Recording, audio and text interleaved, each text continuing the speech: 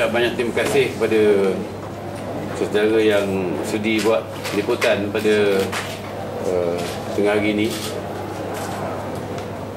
Sepanjang kempen Pilihan Kecil Kedah ni, kita dapati kesemuanya berjalan dengan baik, dengan lancar, dan kita memanglah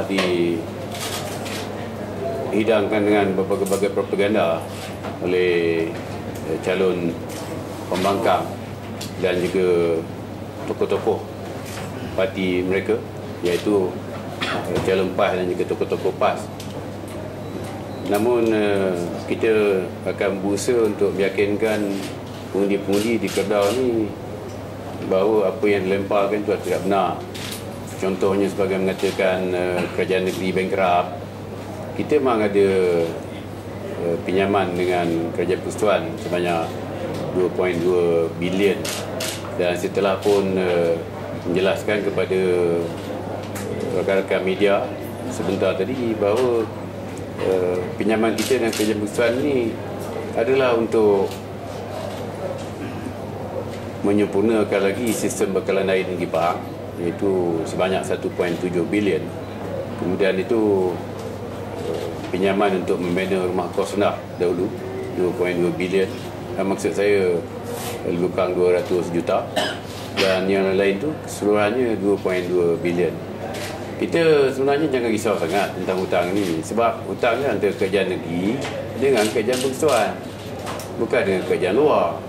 Dan kerajaan negeri, kerajaan persekutuan ni pula adalah satu parti, bukan daripada parti yang berlainan. Itu risaukan sangat. Pokoknya kita menjalankan pentadbiran seharian. Gaji masih boleh dibayar.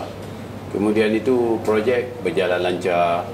Kalau soal defisit bajet yang disebutkan, saya ingin tegaskan di sini bahawa Ketua Audit Negara yang menjalankan tugas secara profesional, Ketua Audit Negara hanya melihat dari satu aspek saja, aspek kewangan.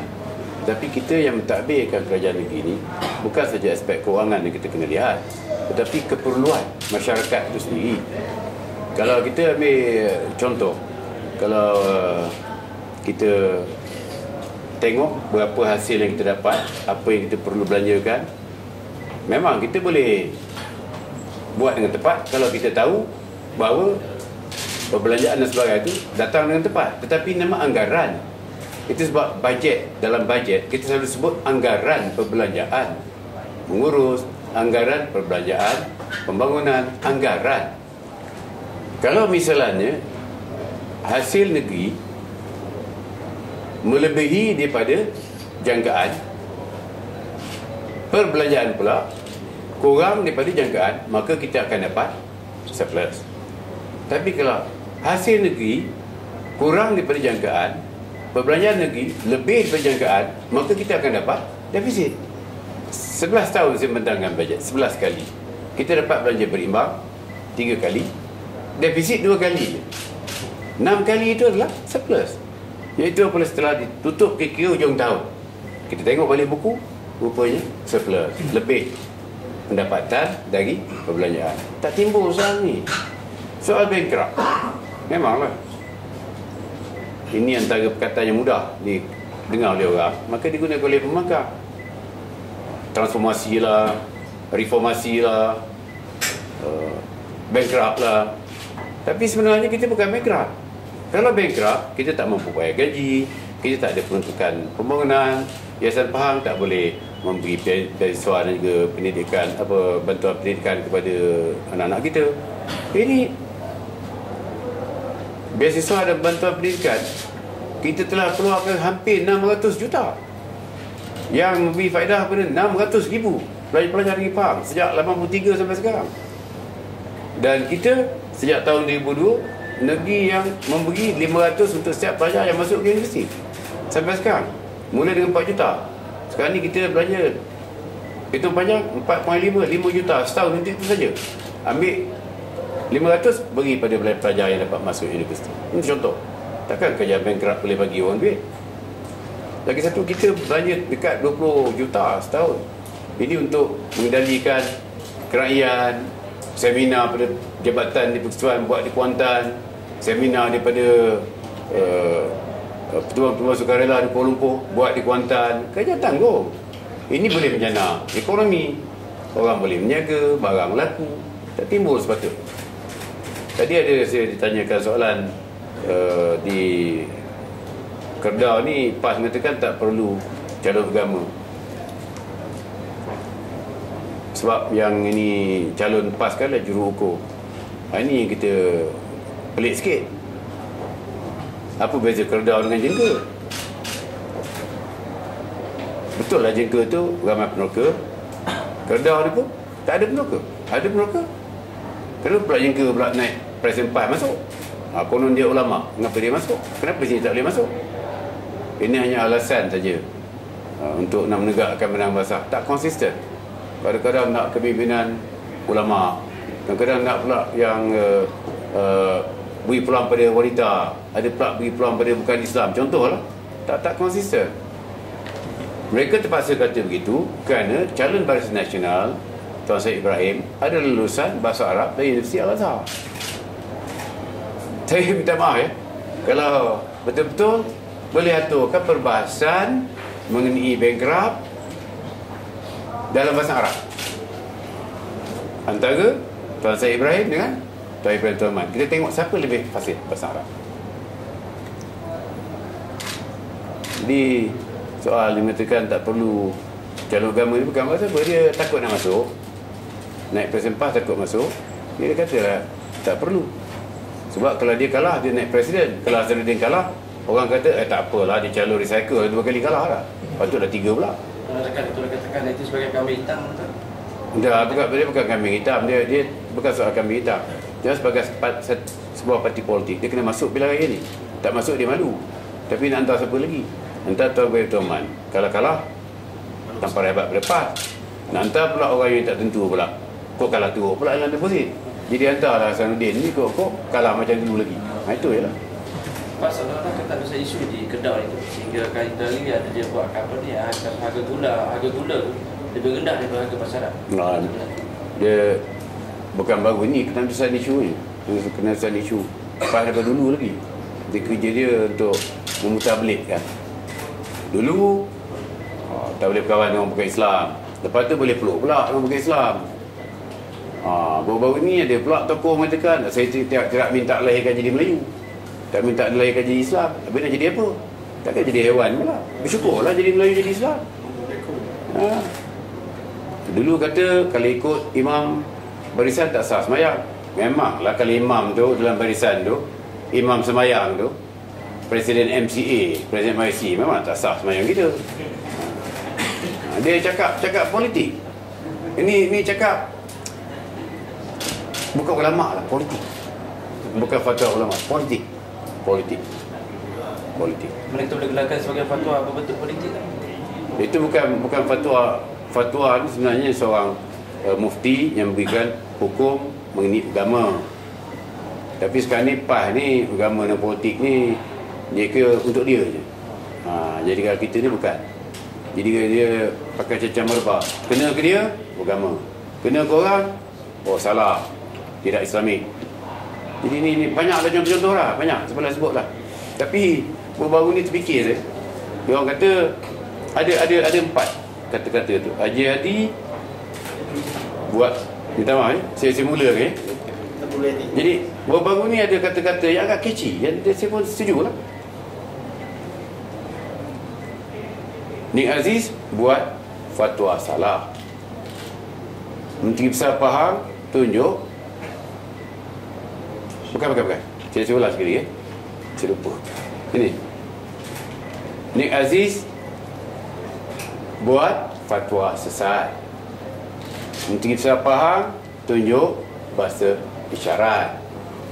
Muhammad Sabu pula ditangkap fatwa. Anwar Ibrahim dituduh lewat. Itu ya. Itu gambaran.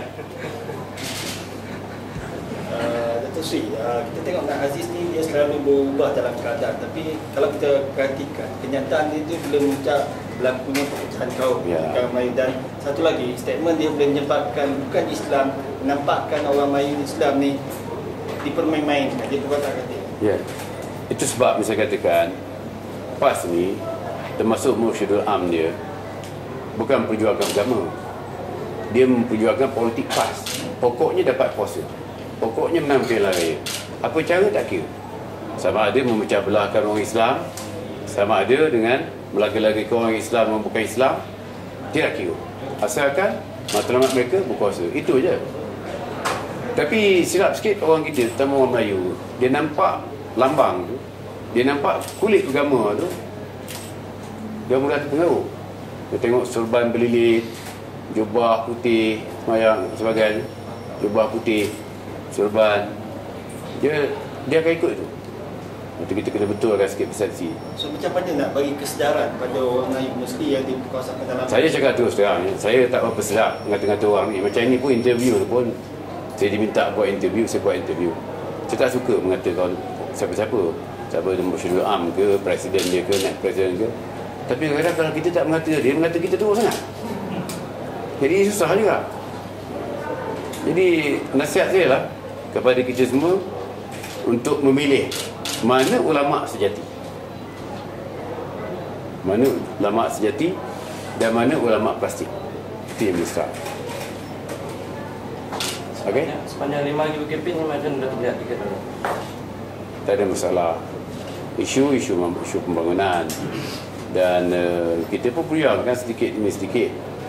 Dan macam contoh baru ni, Perdana Menteri telah meluluskan projek bekalan air untuk kampung-kampung tradisional. Dia satu perkara yang baik. Dan insyaAllah kita boleh menangi hati jiwa rakyat. Sebab rakyat tahu kita boleh menjalankan pemerintahan dengan adil sama. Ini cuba kalau orang lain perintah ni, daruk kita ni, saya pun tak boleh nak cakap. Itu dah kata tu, pasal pemberdayaan Baiswa awal ni, dia jauh dah pusing. Katanya pemberdayaan oleh Datuk Seri Gajah Sunat, apa ni, Datuk Seri Adnan. Soalnya macam ampau raya bagi Baiswa. Kita tak kira ampau raya ke, duit hadiah ke, pokoknya anak-anak dapat faedah. Dan hari itu kita bagi pun sebelum penerimaan calon pun, bukan hari penerimaan calon. Dan saya sebagai Menteri Besar, sebagai Ketua UMNO, Ketua Barisan, itu lain tugas. Tapi takkanlah oleh kerana pilihan raya kita kena berhenti tugas dia sebagai Menteri Besar dan juga sebagai Ketua Parti. Tak boleh, sekali, tak apa, sekali. Dia yang besar. Dia orang takut, dia orang kata sebab dia kata suruh bagi ampau. Yang dia pergi rumah orang bagi RM5, yang kita kata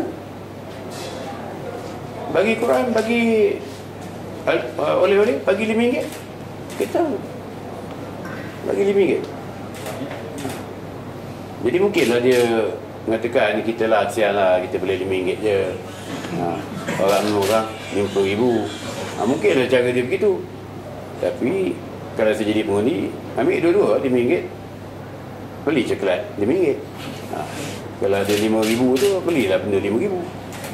Dan satu lagi yang berkenaan 5 hari kempen ni, lepas dia kata sudah. Sebab dia kalau sebelum ni, kalau mana-mana pelayan kecil, ceramah-ceramah dia macam makanan tu, sampai sini kurang. Oh, jauh kurang. Satu malam tu, satu tempat tu, penceramah seorang, pendengar dua.